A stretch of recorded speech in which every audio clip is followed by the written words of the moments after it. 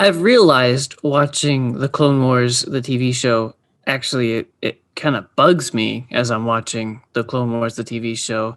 Ahsoka, when she has her lightsaber out, does the Naruto run. She does. Well, you know why, right? Because Clone Wars is an anime. It is, though. George Lucas confirmed, yeah, it's an anime.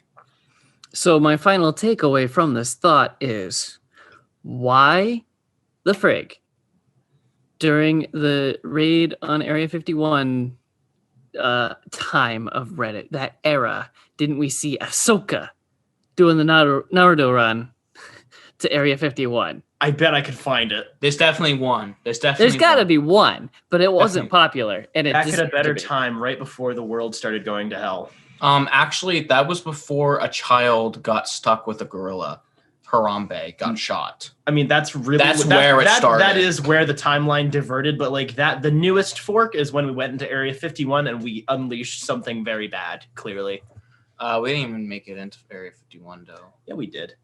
The news covered it up. We made it in. I mean, I'm probably from a different timeline, you know, the Berenstein problem thing. So I guess we're remembering things incorrectly. I'm stuck in a different timeline.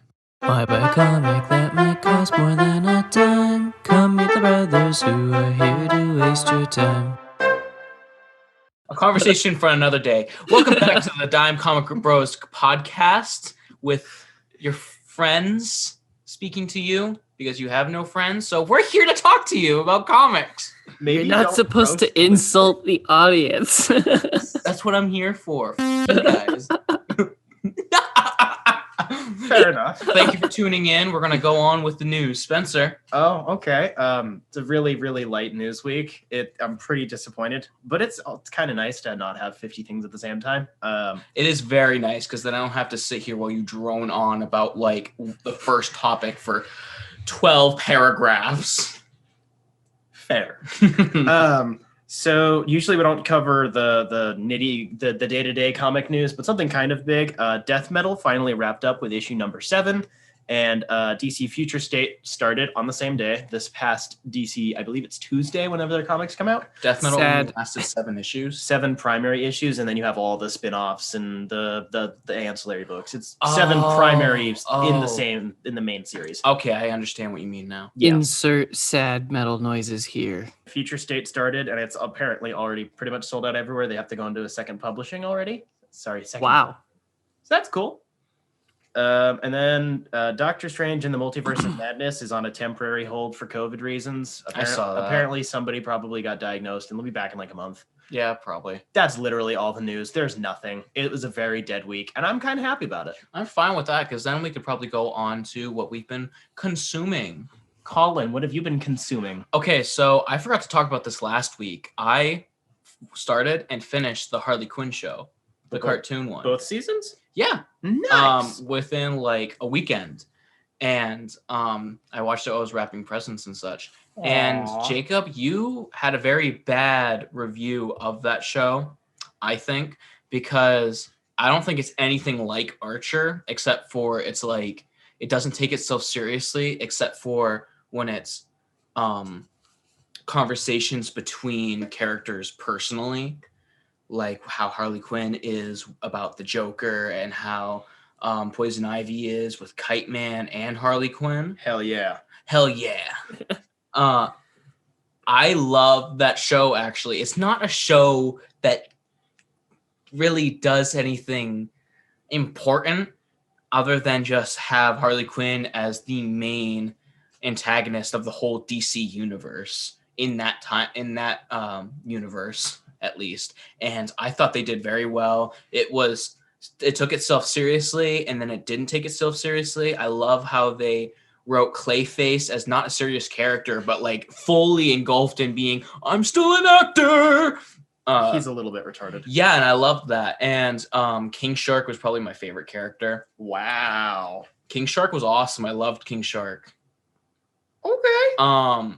Also, I think I kept watching because Poison Ivy reminds me a lot, like this version of Poison Ivy reminds me a lot of Abby. And I was like, oh my gosh, am I Kite Man? Yes. And I don't like how I'd never liked. This is stupid. It's a spoiler, but like whatever. Everyone knows this anyway in other continuities of DC. But Poison Ivy and Harley Quinn together as a couple, I never liked that. Really? I never liked it. I mean, I guess, but this version, I don't like it mainly because I am very personal. Like, I have a personal connection towards Poison Ivy because she reminds me of my girlfriend. So her leaving Kite Man. So it feels like you being cucked IRL. Yes. No, not really. But a little bit. I mean, I guess so how I am with shows is I fully dive in. And Abby's told me this before. She doesn't like watching some things with me because I can't make jokes or anything. I get mad with people if they're interrupting a show. Even if I've seen it 10 times before, I watch it like I've never seen it before. So I actually really, really liked Harley Quinn, and it is one of my comfort shows now.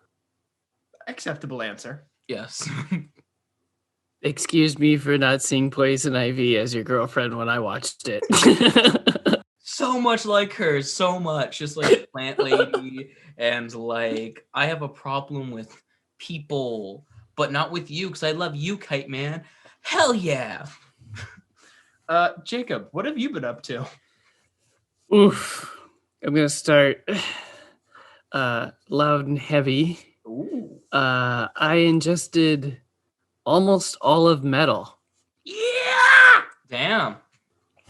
So I read the original Metal run 1 through 6, Dark Knight's Rising, and Dark Knight's Resistance, according to a guide that I found online and several others that pretty much agreed with it.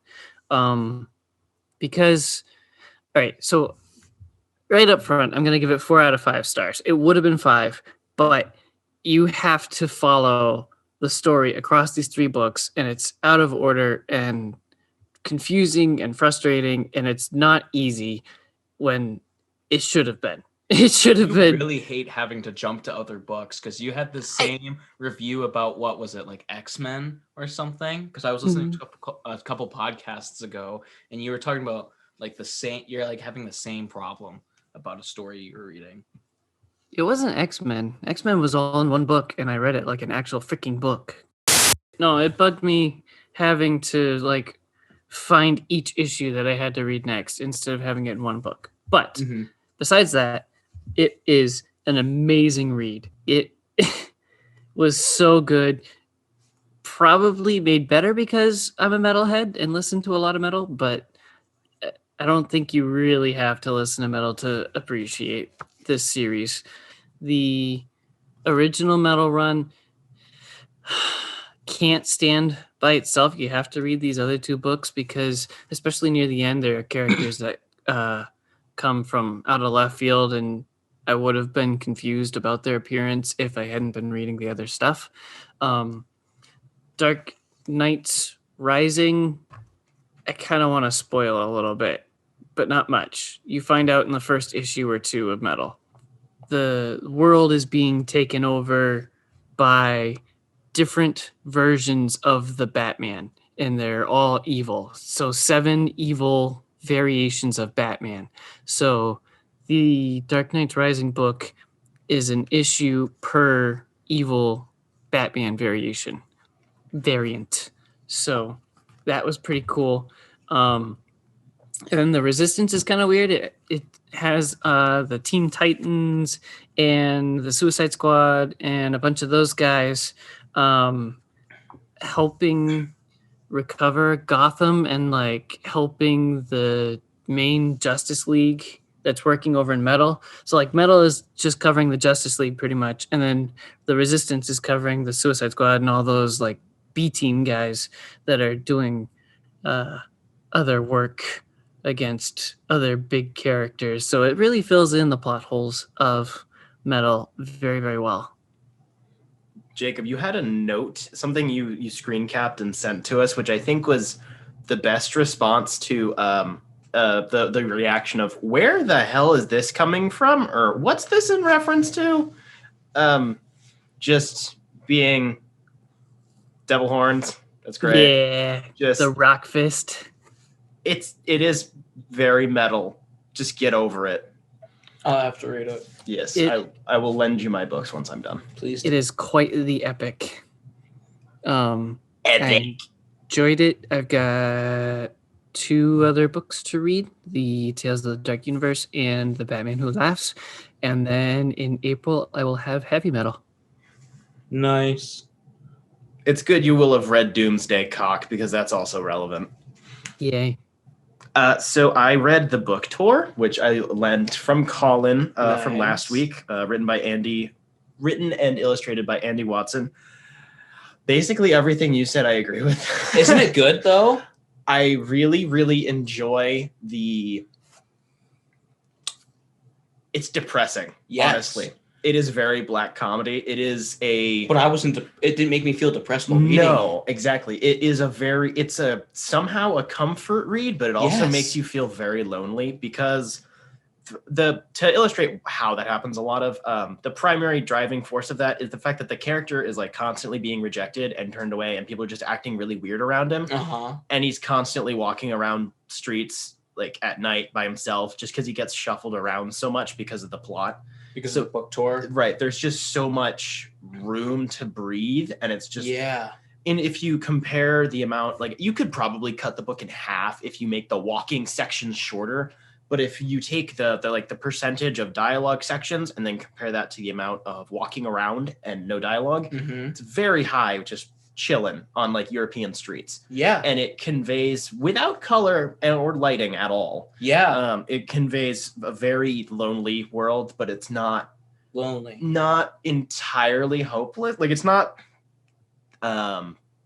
bleak. It's just isolating. It's because it's like he refuses to feel sad because he's like, oh, this is happening. Pretty much. It really was a page turner. I read it in 2 sections. They might have both been trips to the toilet, and it wasn't long. Like total read time was like maybe 45 minutes.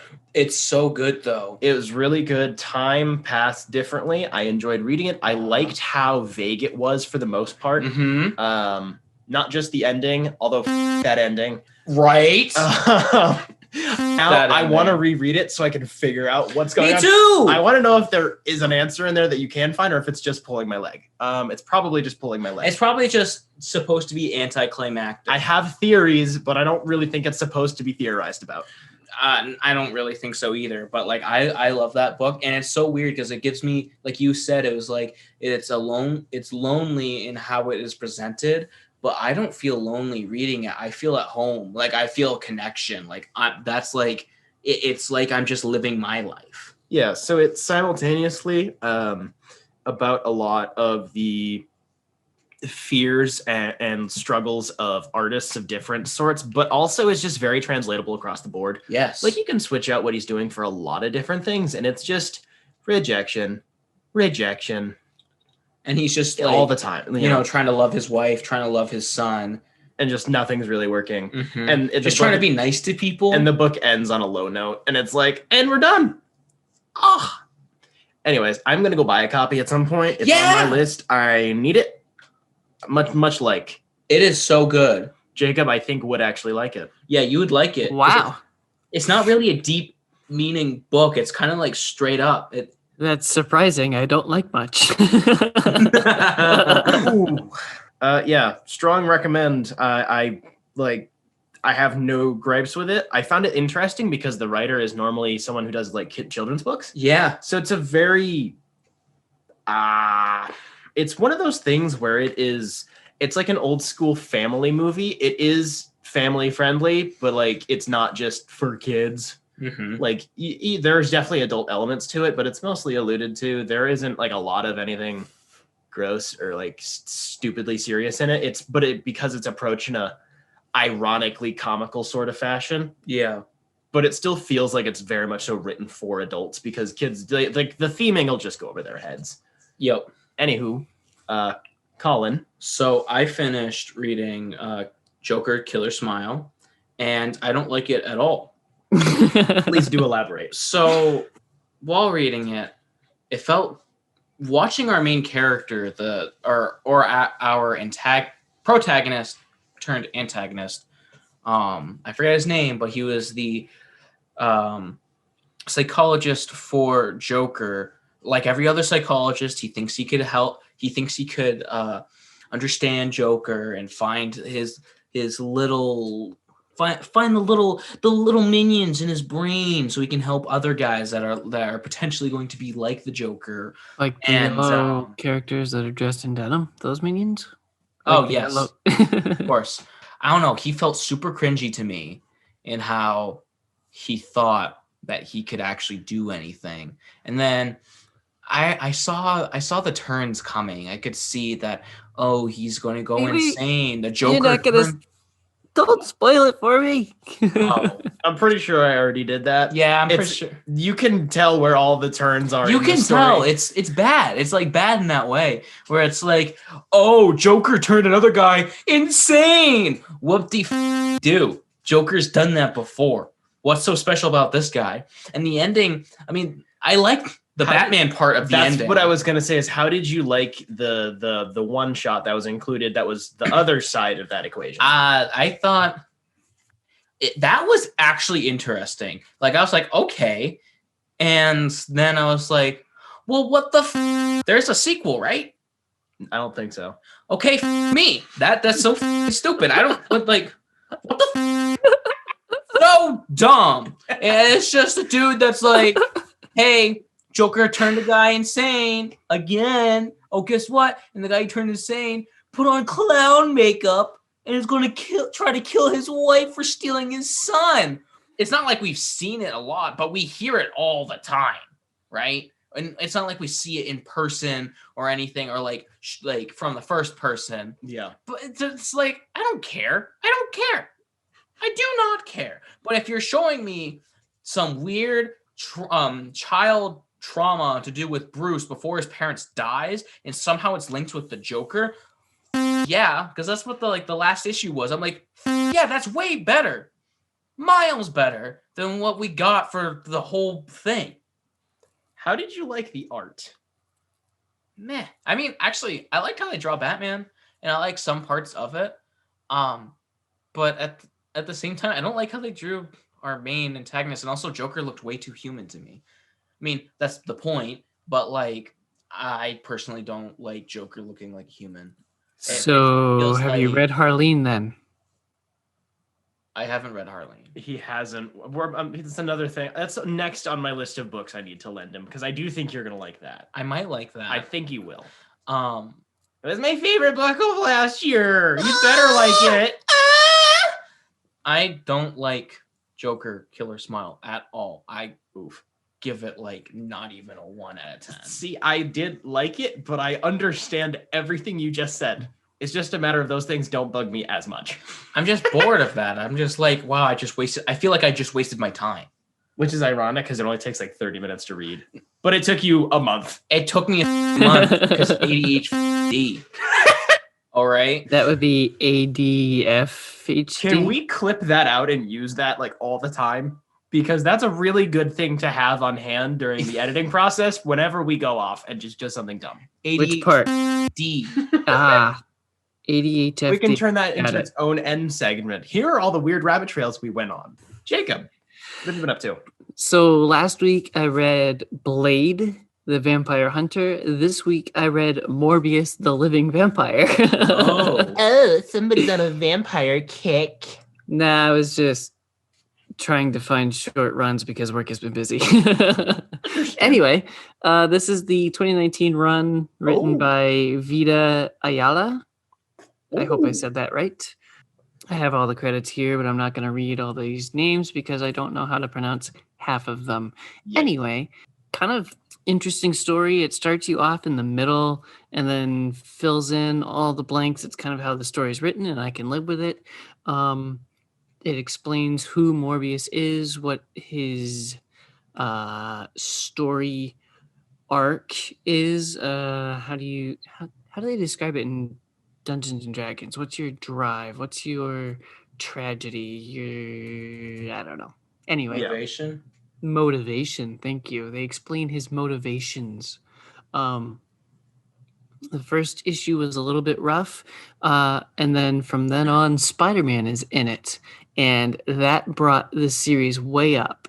So Morbius is like this series was kind of like reading Fantastic Four series, because Mr. Fantastic is like always throwing in his scientific anecdotes and really drying up the read for my liking, but that's kind of the point of Fantastic Four is they're science nerds and stuff. So Jake likes it dry. No I butter. just said the exact opposite of that. He likes Not dry. that wet ass comic. Yeah. Anyway, Morbius is a super smart scientist. So he's quoting philosophers all the time and science stuff and doctor's notes. So it was cool. Nerds. It was cool to see him. Nerd. Yeah, you are. No. It was cool to see him geek out with Spider-Man and try to fix Morbius's issue. What I didn't like about this run, it was 5 issues, and at the end of the 5th issue, it says, coming up next in issue 6, and that never happened because it was canceled. Oh. Big surprise. I didn't even know there was a Morbius run in 2019 because he's also, like Blade, had very, very few runs over the decades that he's existed. Mm-hmm. When are we supposed to get that movie? It is coming out, I believe, in the summer, which is weird because it doesn't feel like a movie that should be in the summer. No, but it feels like October. it was also supposed to come out this October, and I mean last Should October, probably technically be speaking. Oh, really? February. Yeah, it was supposed to come out in 2020, but you know, COVID. yes. Yes. Is he as sexy as Jared Leto? I wouldn't use sexy as an adjective for either of those. What, you don't I like? would agree. You don't like the fact that Jared Leto has his own cult? I think that's pretty hot. Don't you think? Man's got his own cult. You are in far too many cults for your own good. That's very true. Get the f out. Spencer, without talking about any of your cults, what else have you consumed this week? So going back to the whole Black Label book, Smell Sexy thing, I read The Question, Deaths of Vic Sage, which is a 4-issue Black Label miniseries written by Jeff Lemire and illustrated by Dennis Cohen. So you're telling me that Black Label books smell like Jared Leto? Probably. Probably. That's gross. I have very little familiarity with The Question, to be entirely honest. I read a lot of the original Charlton comic stuff back in the beginning when he was very much so an objectivist, very sketchy, yikes. But interesting stuff nonetheless to an extent. I only remember him from the Justice League cartoon. Yeah. And he was badass. He was awesome. He was badass looking through trash. I'm like, whoa, I totally forgot that you could find evidence in trash while I go through everyone's trash in my household at 5. I do remember doing those sorts of dumb things. Yep. Yeah, so this book is I don't want to say it's a love letter to the collected history of this character, but it gives me a little bit of those vibes. It's illustrated by one of the most prolific illustrators who worked on The Question when he came over to DC, being Dennis Cohen.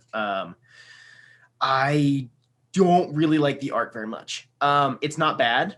I do like the illustrator and a lot of other things. It just, in this book, the combination of pencils and ink and colors just doesn't work. Wait, so is the art on the cover the same as in the book? Yes, but only in the figure on it is, but the style that the cover is in is not how the book is.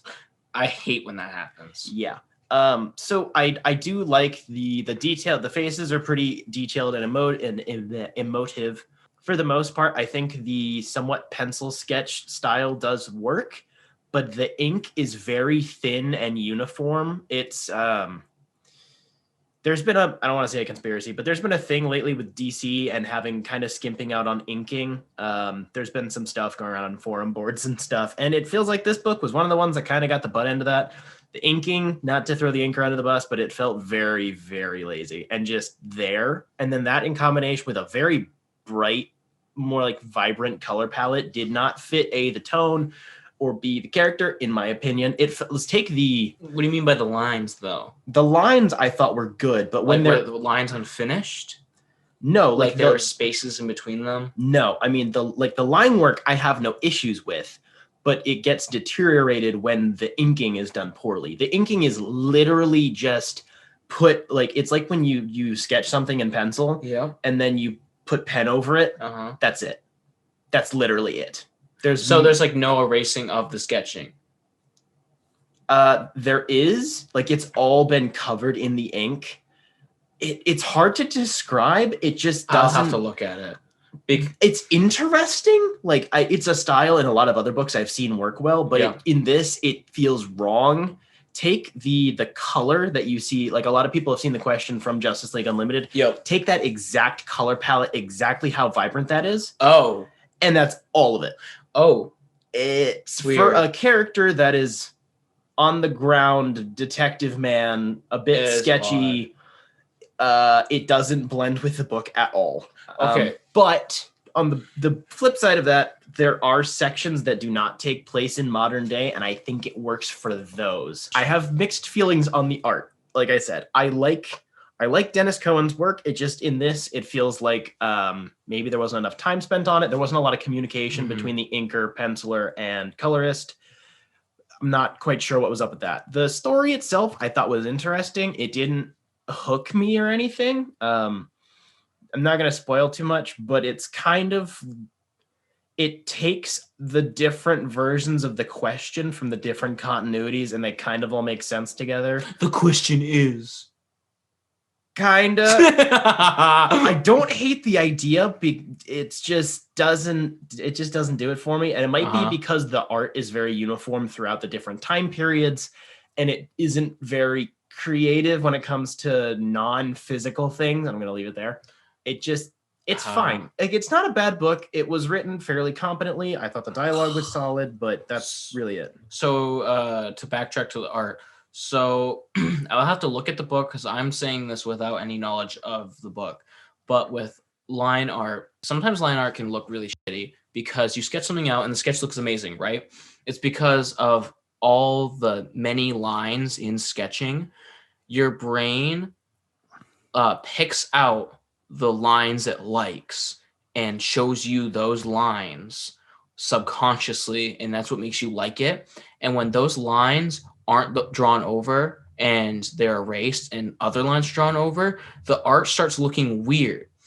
So one thing that I learned recently about line art is that sometimes you don't want to finish the line art. Yeah. What you want to do is you want to keep some space. Sometimes you want to be a little bit more conservative with your lines in general, because you don't want to do too many lines on like such a small drawing. Yeah. You just want to do like just the right ones to emphasize the big lines on someone. No, I know what you mean. It's not like that. Okay. That's why I was asking. I feel like you can probably pinpoint at least ideas on why it is the way it is. Mm-hmm. And as I usually do, I'm giving this the benefit of the doubt as much as I humanly can. Which you always do. Yeah. It takes away from what I think is a very interesting story that's pretty well written. And the premise of how it all wraps together is cool. Mm-hmm. It just, when art doesn't match story, it's pretty rough. Yes. And it's just odd coming from the artist who's worked on the question for the longest period of time. It's just odd. But it's fine. But to move on. Smelled better than it read. Weird. Moving on. So what I've been consuming, the last one, is I started watching a anime that I've been wanting to get into for a while, but I was worried about getting into it. So this anime is called Darling in the Franxx. I knew what I was getting myself into. It was something. It's kind of like Neon Genesis Evangelion, where it's to do with robots being piloted by teenagers, but instead of one pilot and only 3 robots and 3 pilots, they're like units, and they're like trying to keep what they have called the garden and such protected from these like monsters that are trying to destroy the city, because the city is taking magma from the core for fueling, and I don't know what it's fueling yet because I'm halfway through. But the magma also helps fuel these robots that are trying to defend the garden from these monsters trying to destroy the garden. And these robots are piloted by 2 pilots, a female and a male. And the female, they call them pistols, and they call the male stamen.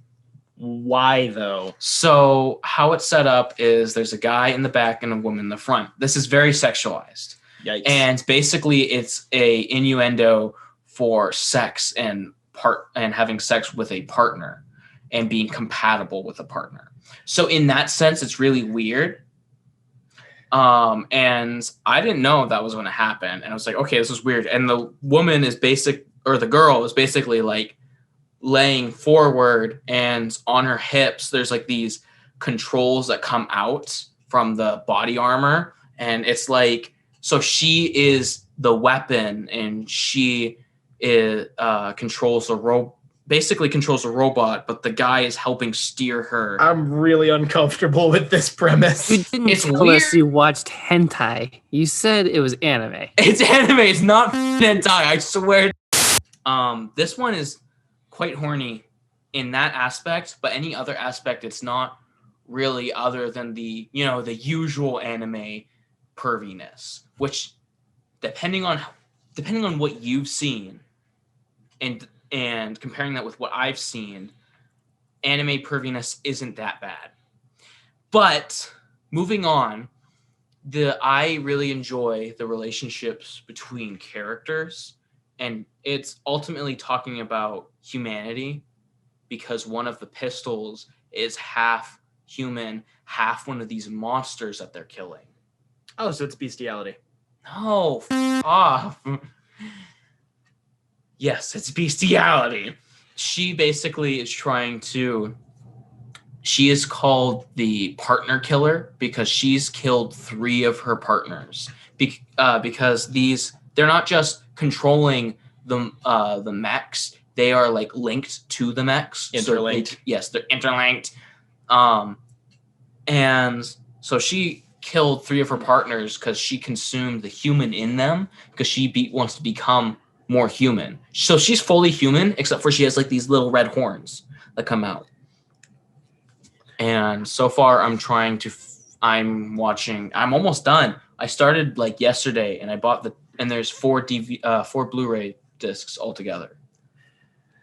Yeah, I'm usually down for things. I'm okay if you don't watch this. Like I understand using a lot of sexual ideas, and I don't usually have a problem with it. I'm pretty sure I'm not a prude by any means.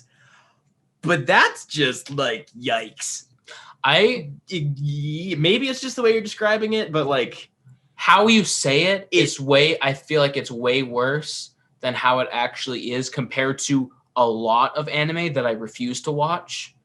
Because I'm actually conservative considering with anime. That's why I avoid most of it. I will vet it through somebody else who isn't just watching it because it's hot. And I'm like, oh, is there anything other than just titties here? And I just like this. I actually truly like the story. I don't recommend it to either of you guys. I don't think you're going to enjoy it. But I do recommend Neon Genesis Evangelion. I'm getting to that. My goodness. So I have it in my Amazon wish list. If watch Amazon, just watch on Netflix. I like buying things. Leave me alone. We're called the Dime Comic Bros Thank podcast. And don't you call me the hooligan that keeps buying all the comics. I have a condition. What? The stupid? Yes. As you bought like 6 omnibuses a couple of weeks ago. Shh. I only spent 30% of my second stimulus check at the comic book store, okay? I don't get a stimulus check because I keep getting claimed. Anyway, I haven't finished Darling in the Franxx, but I really like it. So, Wow. Sure. Hang on, I'm evolving a Pokemon. Pokemans. Speaking of anime, I can't Whirlipede. believe playing Pokemon. It's crazy. He's never played Pokemon before? Nope. Never. What? This is my first one. I grew up a late 90s kid and didn't have Pokemon. Are you playing Shield? No, I'm playing Go. It's the first thing he's done. Okay, to get an idea I thought he was playing one of the newer ones on the Switch. No, for a starting point for someone who's never touched a game, just to have an idea what goes on, it's not the worst entry. That's Clearly, true. mechanics are entirely different, but like just an idea of what it looks and feels like. Yes and no, but my go-to for that is to have them try to play Emerald if they're able to. Emerald? Yeah, that was my first ever Pokemon game. See, my gut says go full boomer and just say you need to play one of the Gen 1 games, but Gen 2 or Gen 3 is probably a better idea for I think those Gen who 3 is the aren't- best one. I disagree, but by a margin, but more so for people who aren't I'm biased they're about not this opinion. by the right. way. They're clearly I am. That aren't already invested. Playing the original first 2 gens can be kind of difficult just because of the graphical differences. Yep. Like the jump from the Game Boy and the Game Boy Color to the Game Boy Advance is big enough if you're like a very casual person. Yeah. Just full color, vaguely 3D-ish. Like it's just more interesting to read versus the first 2 That's games true. are almost text-based because of the yes. because of how rough the pixel Yes. count is. That's why I don't try to play those. I mean, 3 is my favorite because that's my favorite starter Pokemon. Blaziken is my favorite. And I got him in Pokemon X when I had the 3DS too. Nice. Because there was an event going on where you could get it. Yeah. And I got him and I was jizzing my pants. Nice. I am And my brother I'm- got me another one, so I Nice. had 2 of them in the game. I'm very much so a grass type starter almost every time. Even that's You almost, so are. I can even- see you as that. dude. I am a Bulbasaur stan all the way. Oh my word. Even though almost every single generation the grass starter is probably the worst option, they're so cute. You know what's funny? You can for work- red you can work with them. for first gen. My pick was Bulbasaur though. Bulbasaur's Was so cute, Squirtle. though. It was Squirtle. Yeah, I had to. I just I don't know the dragon. Meh. I don't know. And he's not even a dragon type. Yeah, that's weird. That's weird. I mean, dragon type didn't exist yet. Anyway, Jacob, That's what have true. you been doing? So I've got 2 little things that I want to talk about because they're so little. I watched Marvel Legends 1 and 2 technically this morning. It released today. First one was Scarlet Witch, and the second one was Vision.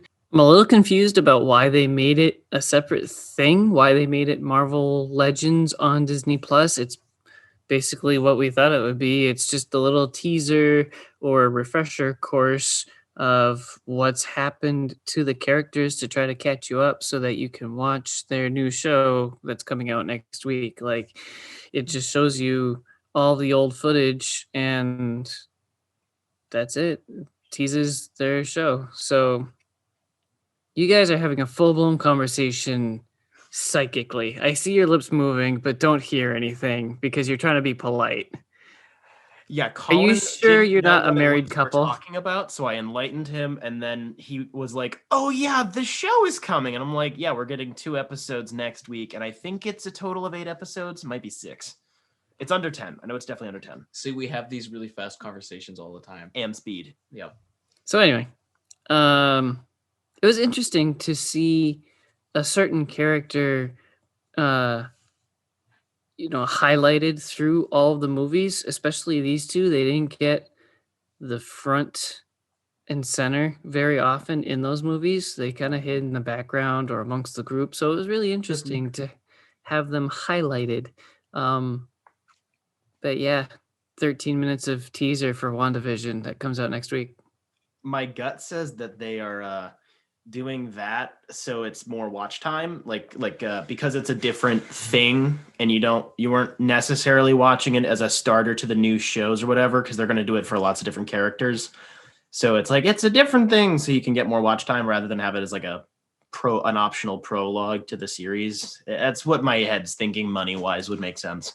Yeah, I guess. That's dumb. Anyway, my other quick, really quick thing was I read Black Widow #1 from 2020. Written Wow. by, wait for it, I'm waiting. Kelly Thompson. I'm uninformed. Spencer. Same. Also, though, Wow. Okay. The man who knows it all doesn't know who this Kelly Thompson. shut up. I don't know everything. Surprised. Sorry, Art Jacob. was- I'm so sorry. The art was kind of simplistic, but it wasn't offensive. I actually kind of liked it. There was quite a bit of action. She is a super spy and does super spy things in the beginning of the book, and that was portrayed really, really well. There's enough intrigue to keep me intrigued.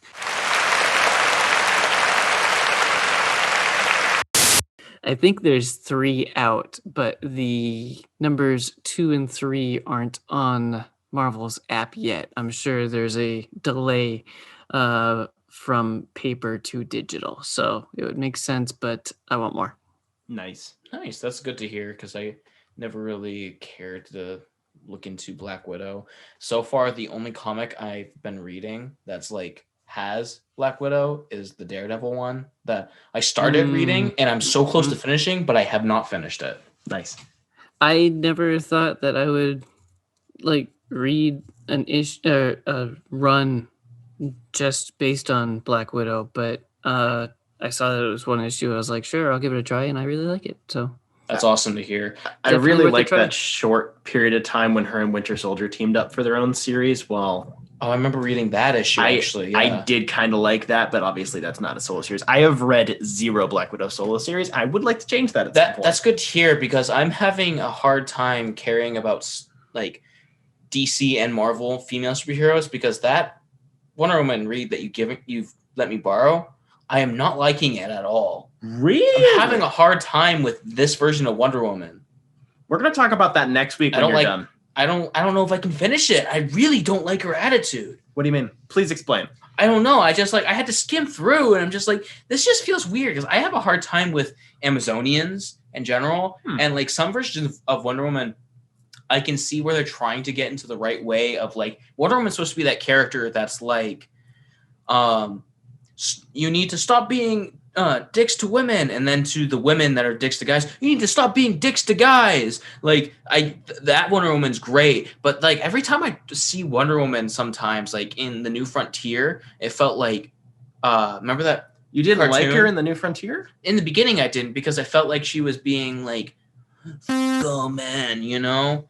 So do you see what I meant by that? But then I went to rewatch it. That was me as like a couple years ago. And then I rewatched it recently. I'm like, oh, that's why she was like them because they were assholes, and I didn't know that as a kid.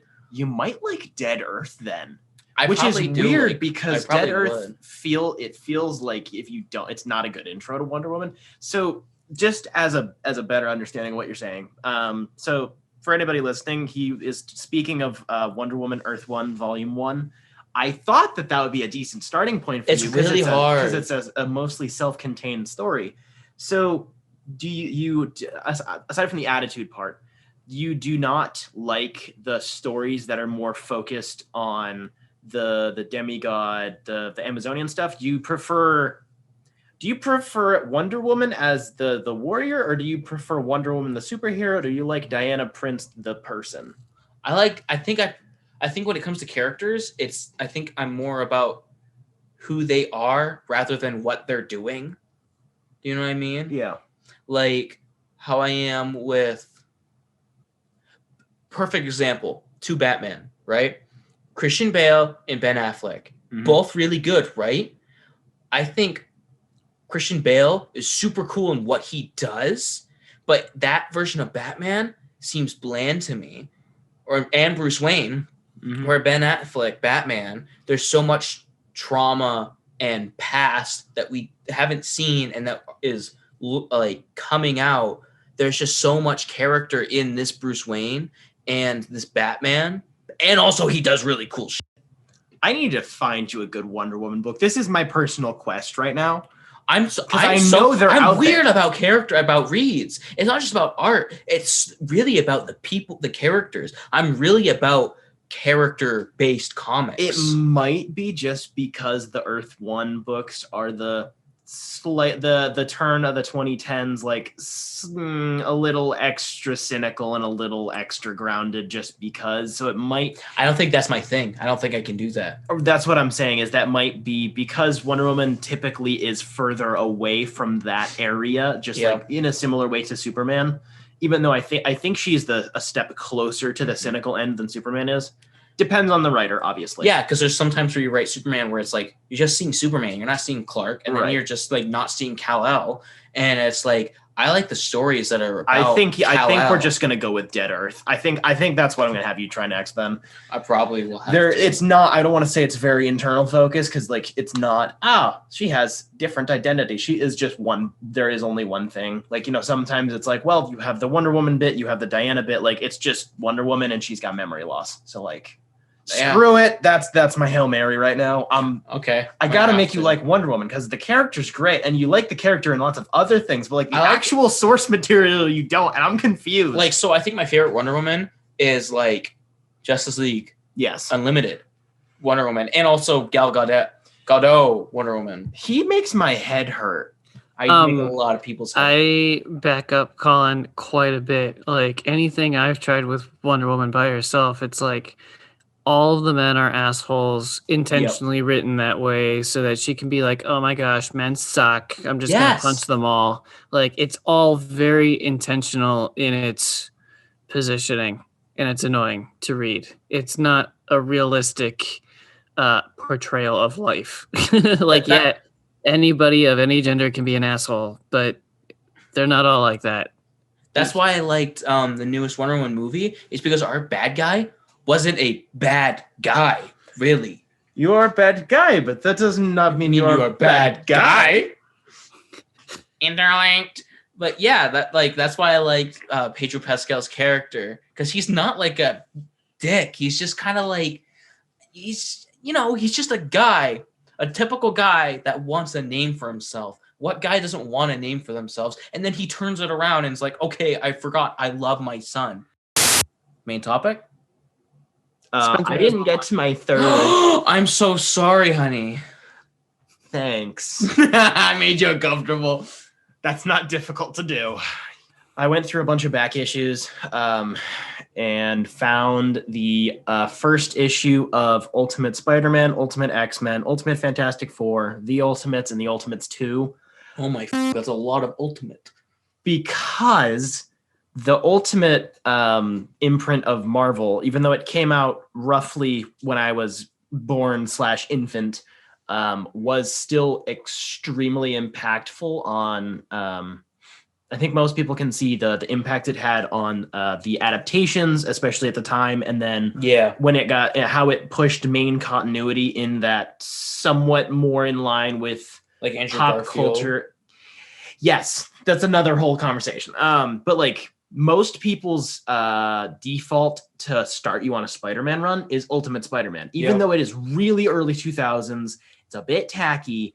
And it's the way to go. It's not. It's a bit rough around the edges, like literally, like it is but a lot bit. Of Spider-Man comics are. Yes, but I mean that's in the fact of it leans further into the fact that like Peter Parker's kind of a dick in the beginning, like in the OG books, like in the first issue, way back, like he's a dumbass and he's a bit of a dick, and then he learns his lesson and he gets better. It's like it's very that, and that's not how most people remember it. So the disconnect is there. But anyways. A lot of the original Ultimate line of books had a very big impact on my comic reading because that's kind of where I started. Mm-hmm. It's weird to say because it started being published when I was born, but Ultimate Spider-Man in particular was like that's what got me into comics. Not what got me buying them, but that's what got me into reading them in the first place. That and then a lot of the other books at the time. So I wanted to have those on hand. They're not really worth anything. It was during the big boom of like variant covers, aside from currently with the madness we're in. Yep. Well, I just wanted to kind of bag and board them and have them on a shelf. There's a couple of other lines I want to pick up, but they were, even though that entire imprint went up and down a lot and had a lot of weird stuff in it and a lot of contradictory elements, I have nostalgia. So I picked them up and I read them. Obviously, I actually sat down on the floor in the store and just read them because they're smaller issues. And they're cool with that? Yeah. Oh, that's awesome. I was in the sale room out back. So nobody else is back. That's true. Anywho, that's what I did. It isn't a lot to talk about out of it. It was just me having a nostalgia trip for, my childhood. That's awesome. I love when that happens. They were also all right next to each other, and I was kind of happy about that. I didn't have to dig around. It was just one person sold them and they're just right next to each other. I was like, I love when that happens because I've done that trying to look for old Batman comics. Yeah. I want to go and buy, since I have Batman's 4 and 5, the 0 year of that run. What is that? New 52? New 52. Yep, of the New 52. Oh, that's Scott Snyder, Greg Capullo stuff. I at least want to buy the first 3. You should buy all 10. I do want to, but I want to at least buy the first 3 so that I have 1, 2, 3, 4, 5 instead of just having 4 and 5 on my shelf, even though they're prequels. But there's other books I want to get first because buying 1, 2, and 3 is more of a, that looks better on my shelf rather than reading something new because 1, 2, and 3 I pretty much have read before. So going from childhood on to death, let us now talk about Hellboy in Hell, Omnibus number 4. That's a segue. Well, Colin, give us a summary and tell us the 2 stories that are in this omnibus. Let me grab the book. Okay, so we return to Hellboy in Hell. Where we left off, he defeated the dragon known as Nimue and was slain by her as he slain her. Pretty sure this whole book is just Hellboy in Hell with a couple of extras. It's not. Well, depends. It's broken up. It depends on the way you're reading it. So it's Hellboy in Hell, the Descent, and the Hell card.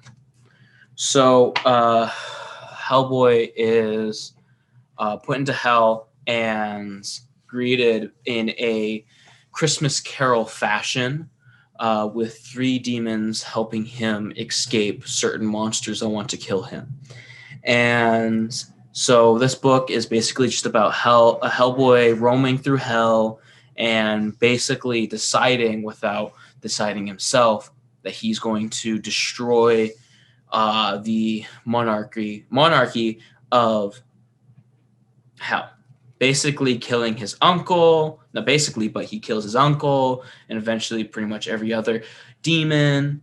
He is also greeted by his brothers who want to murder him for being a halfling, and he murders them and his uncle, his other uncle, or I think that was his uncle, just some demon dude basically that was telling his brothers to kill him.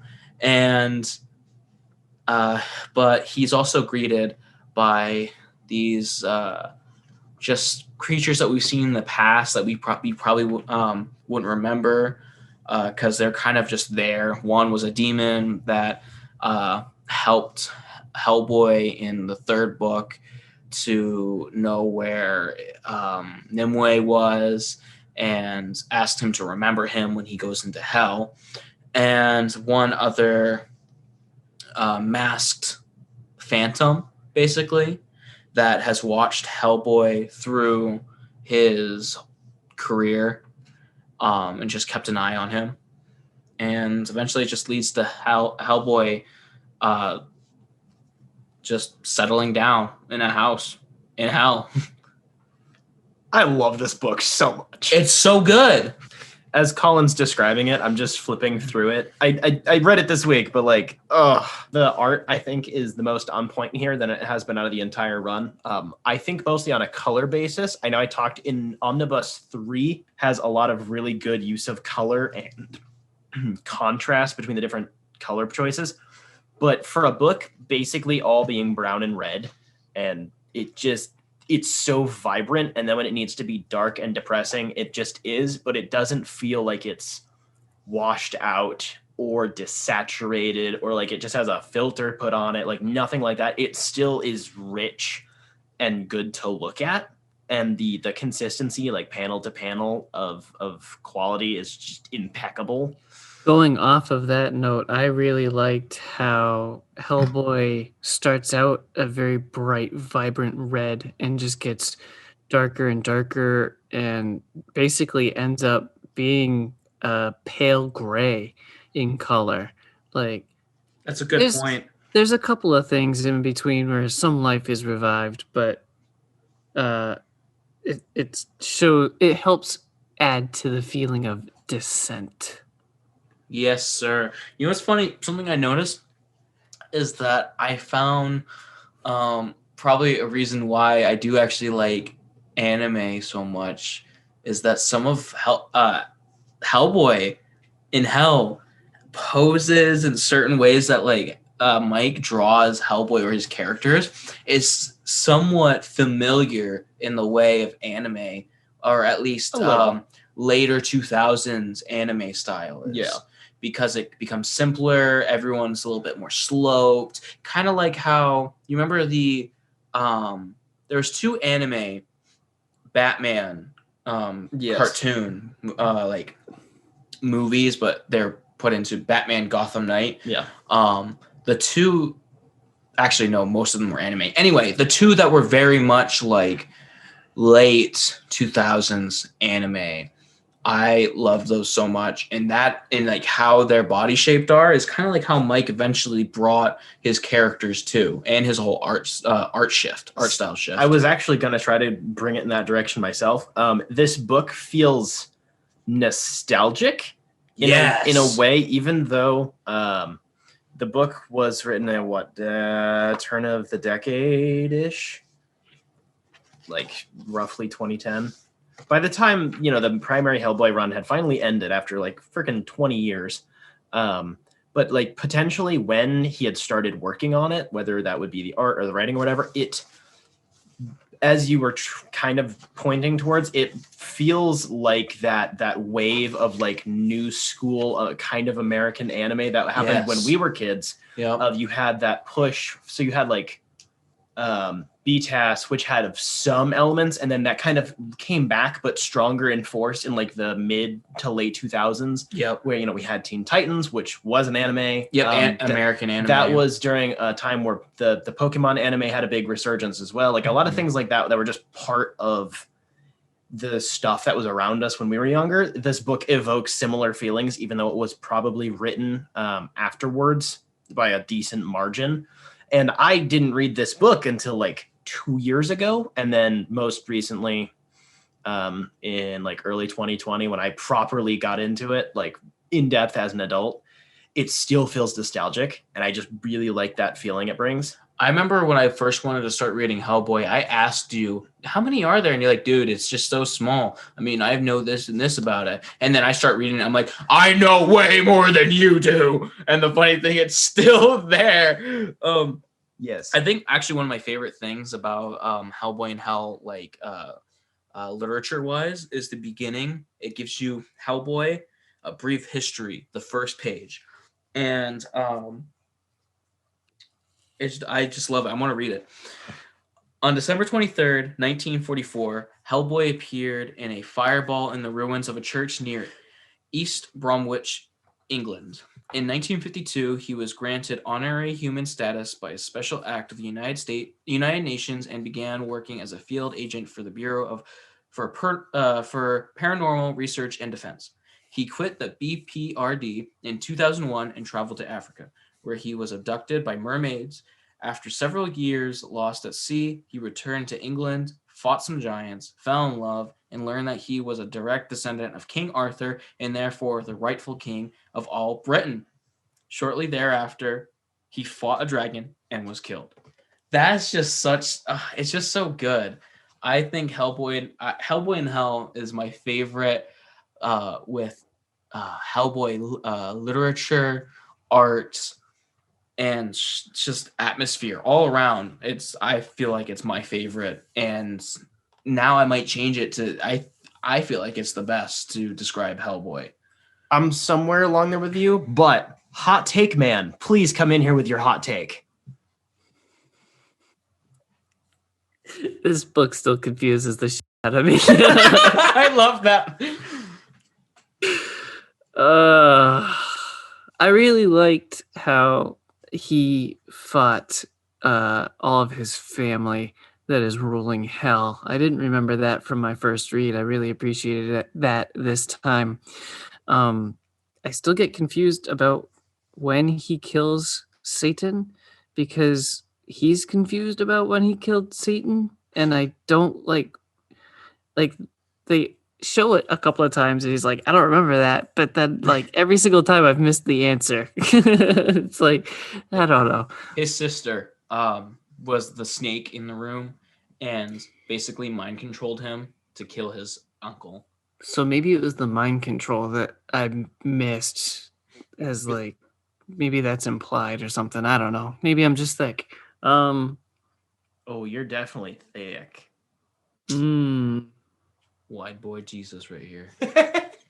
What else? I had one more take. I was actually... The ending. Hold on, before we get to the ending, I will actually agree with you that I was actually confused about the whole killing Satan too. I was confused on like the second, still on the second read, and then on my third read, I realized that it was the snake. So I think that's a problem on Mike's part with writing, but the ending.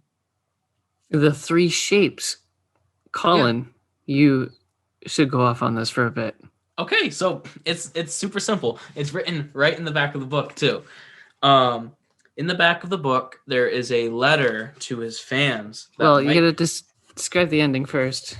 Okay, fine. So the ending is Hellboy, killed all of his family, the hierarchy, and there's nothing ruling hell anymore. And hell is basically not a torture chamber anymore. It's kind of just purgatory now. Really, really quick, I wanted to add that I really liked after he killed everybody that it showed how empty hell is. Yeah, I'm with you on that. It feels I wouldn't say like purgatory, more just like another realm, like the basement of like Asgardian realms. Like even, Asgardian hell is different than, you have the different versions of hell and blah blah blah. But like even that, it's like just the sub basement. Like it's there, it's still physical, but it's just empty. It just reminds me of so many metal songs and CDs that are called Hell is Empty. Reminds me of Architect. Ooh. But so the house that we see is actually his father's house, Brutenholm, that we saw in book 2, where he was talking to a ghost. Or maybe it's not his father's. I think it is, because there was a friend of his father's that was living in that house, and I think he was living in there with Brutenholm at a moment because they were both old. And so this is just a recreation of that house. And then we just see it goes into dialogue after Hellboy rips off his horns and becomes normal Hellboy in his jacket rather than this hulking winged hell beast. He walks through hell, showing how empty it is, and then he walks up to the house, and the dialogue goes, "Shoot it, kill it. It's a demon, come from hell to destroy us all." Then another text in different colors says, "No, like a little boy, Hellboy." And so that dialogue is from book 1 between a soldier and Brutenholm when Hellboy was conjured into that church that they were at. And so with this dialogue, we go into the house. Hellboy walks into the living quarters and sees 3 shapes: a sphere, a cube, and a pyramid. And they light up, and all of Hellboy becomes yellow in the background. And then the last panel is outside the house, and we see the room that he's in, and the window is fully yellow. And that's the end. So, explain the context for this, please. So the context of it is Mike wrote a letter, and Mike was basically saying that he wanted to keep writing Hellboy, and then he realized midway that he's like, there's nothing really more. I did everything I wanted to do. I'm very satisfied with everything I've done. And what else can I do with a character that's already dead? And so those 3 shapes, he actually even says he won't explain them, but they do come from a story his daughter came up with and when she was a child. and it was about the wizard and the snake. And we get It's included in the omnibus version, yep. which has been illustrated by Mike, it's so freaking cute that he's just like, I'm going to illustrate a story my daughter wrote and flesh it out. That's cool. Okay, so here it is, The Magician and the Snake by Katie Mignola, age 7, and Mike Mignola, much older. That's what it says. I love his humor. But so basically, it's just this magician that conjures up these shapes, and he makes them disappear. I can summarize the ending of the story and how that translates into something that's not quite so literal. The story, from how Mike interprets what his daughter wrote, is basically about finding the things in the world, whether that be around you or making them yourself. It's just about the things that remind you of those who are gone, in that sense, because the story is about these two friends, being the wizard and the magician and the snake. And, one of them ends up leaving at the end of it and leaving his friend behind, but he leaves behind the shapes. It's something that he made before he passed on or moved on, however you want to phrase it. Okay. So it's about what you leave behind for everybody else and what they do with it. Yes. It's open to interpretation what it is. Okay, so this is how I read it. So the magician was entertaining the king, and he made those 3 shapes disappear. And then the magician went and left and hung out with his friend, the snake. And as the snake came up to the magician, he asked him, "Why you sad?" And the magician said, "When the shapes return, I will be gone." And so with that, after that, they're like, "Oh, okay, so we have no time to waste. Let's enjoy as much as we can together before you leave." The story is that the snake can't accept that his friend is leaving, and the shapes return, and the magician is gone, and the snake says to the shapes, "Go away," because he wants his friend back. So, like Spencer was saying, it's not about. Actually, you say it better. So instead of it being, it is, as Mike literally said, he's not going to explain it because it is something that has a different meaning for everybody. It is meant to be an interpretive ending. Yep. But, quote unquote, in universe, in canon, there is an explanation, kind of. Not what the shapes are or what they do, but in the sense of, if you look at the greater Hellboy universe outside of the main Hellboy run, Hellboy does come back to life for a short period of time after the events of the main Hellboy run, but he himself doesn't have any character development. He doesn't really go anywhere. He goes on a short romp, helps basically save the world from destruction, kind of, with, the rest of his friends, and goes back to the BPRD.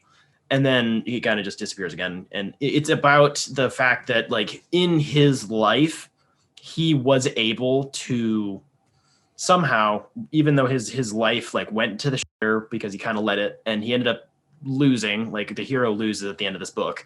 The people around him, his friends from the BPRD and Abe Sapien and all of them, are still able to move on because somehow, some way, Hellboy prepared them for him leaving unintentionally, because he ended up like violently leaving most of these people. But somehow in his life, how he lived with the people he was with, how he was as a person, it was easy for his friends to accept that he had to go. And like, as a surprise, he came back, but only for a short period of time to help, and then he had to go again. And there wasn't this big tearful ending. That ending isn't even in the main Hellboy line. It's an epilogue. It's not meant to be a hard ending. It's just a little treat. I mean, like, oh, he's back to life for 5 minutes. Yep. Oh, we get to see him again. Oh, and then he's gone. I think he prepared them basically by being kind of just so closed off from them. In a way. So it's a really kind of negative thing in a sense. Yeah. Which I could probably relate to. I feel like I can relate to that. I feel like I'm closed off from people in that way. So if I die, you wouldn't be sad. Which isn't true. Any closing thoughts on Hellboy in Hell? I'm sad it ended. Yes. And then I came to the party so late. I definitely, I'm with you on that one. It's like, oh, I could have, imagine reading this as it came out way back and following it for like 20 years and then just having it like actually end. I could have came in like around when the third book finished, and I could have been there for like the fourth one being made at least. But I came just when it ended. Yep.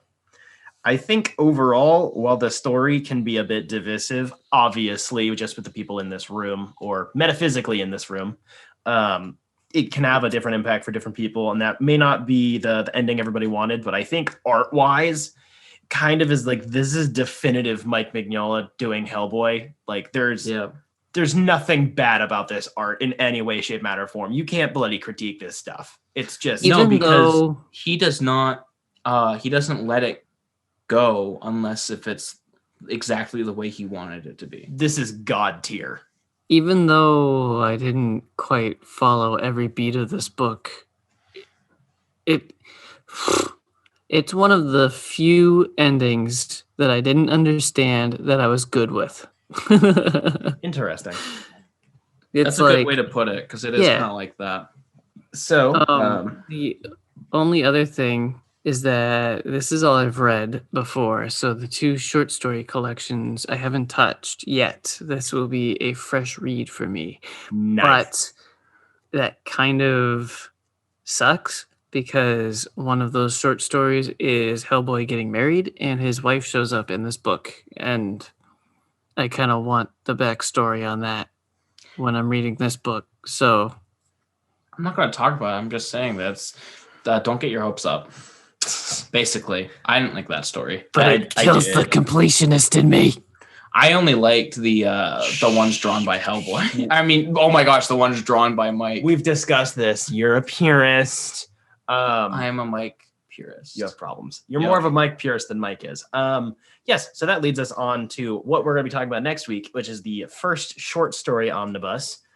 So as Jacob's first reading, this is going to be interesting because I think both Colin and I have offhandedly mentioned a fair few of the short stories. And obviously they're referenced in the main book. So I think this is going to be fun because he's going to have lots of questions and he's going to be all over the place. Honestly, how we should have done this was read 1, 2, and then short stories 1 and 2, and then 3 and 4. Probably. Because 1 and 2 are basic. 1 and 2 are intertwined with 2 and 3.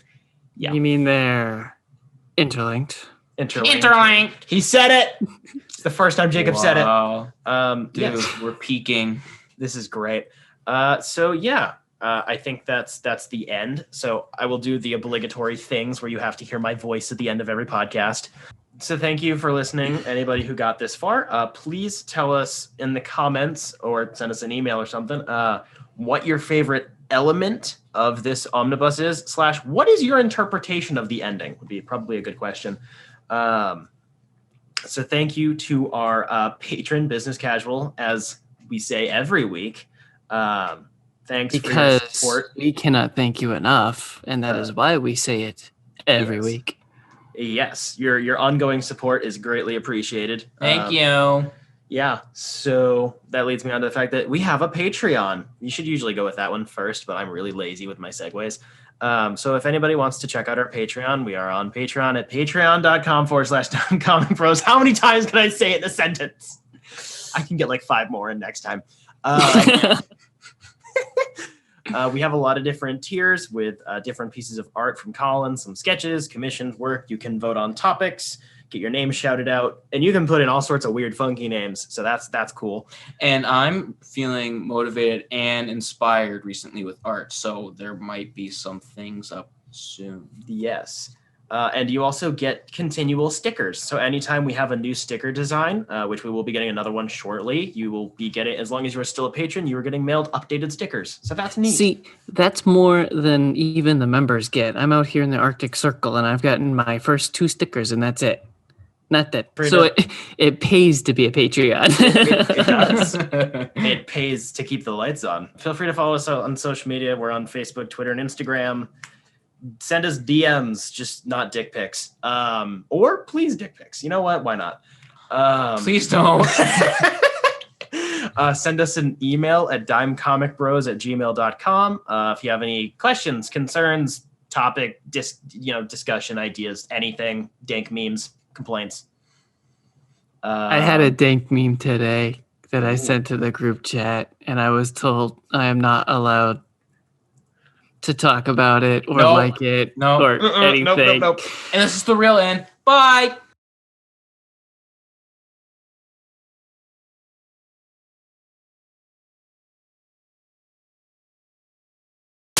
What does the notification on Facebook mean? An admin approved your post in. What? Oh, what that is Rip. he put our thing on someone else's site so that people can check us out, and it got approved. So wait a minute. That means that there is an admin out there that isn't gay. Yes. Wow. Or And maybe they are gay. never would have believed it. Maybe they just hot for us. Ooh, maybe. I hope so. Maybe we'll get free drinks. Maybe we'll get a sugar daddy. Oh my Ooh. gosh. I'd take that. What did he say? He said, you better not be drinking my shit, meaning his drink. And I didn't even think about it. But now that he said it, I'm going to have a sip. Consider shitting into his cup. He has weird taste in drinks. He always hasn't asks- tasted anything. That's true. He asks for like random shit all the time. And it's like this really grape tasting drink. Come on, man. Excuse me, it's Kool-Aid. Keep that for some time. He's still pissing. I could go for some fried chicken. I brought a pizza. You did? Spencer's my sugar daddy. No. Did you know the reason why planes are painted white is because black paint is heavier than white paint? Mhm. I didn't know that. Yeah. That's so weird. Yeah, it's also a visibility thing. Well, yeah, that too. But yeah, no, wait. Why are all planes white? When it's Because that, it's lighter. When it's that big, that's a lot of weight to take into account. When a plane Yeah, but is like, that what's the difference? precarious, Why is black paint heavier than white paint? That's my question. the dye's involved? Oh, you're so right. Because Yeah. white is the base. Usually, yeah. Colin, make metal noises.